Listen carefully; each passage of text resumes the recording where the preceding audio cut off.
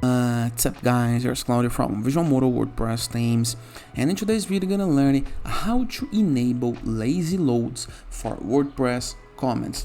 So imagine that you write an amazing blog post and it receives tons of comments. Comments can count on page load speed because if you load all the comments at the same time with lots of contents, replies, likes, dislikes, a discussion on your post, it can make your post takes longer to load, and Google does not like it, okay?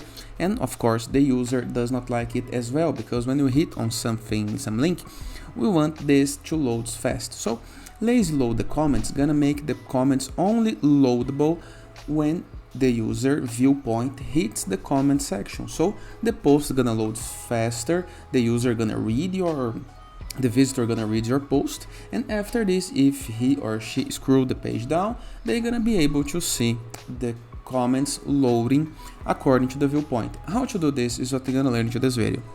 But before I can continue, please take a moment to hit the subscribe button, like this video, and share this content with a friend of yours. You have no idea how much it helps us, because we bring daily videos about WordPress, SEO, plugins, optimizations, and many more topics in our choose international sites favor. So let's get this started. Very first thing to do is go to your WordPress dashboard, review the left sidebar of menus, hover a mouse over plugins and click on Add New.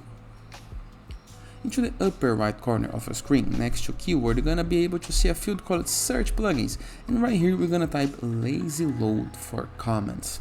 And this is the guide that we're looking for, Lazy Loads for Comments by Joel James. Thanks, Joel. Click on Install Now. After this, click onto the Activate button. This is gonna redirect you to the plugins list, a list where we can see all of the currently installed and active plugins on your site. Nothing to do right here, but now if you review the left sidebar of your WordPress dashboard once again,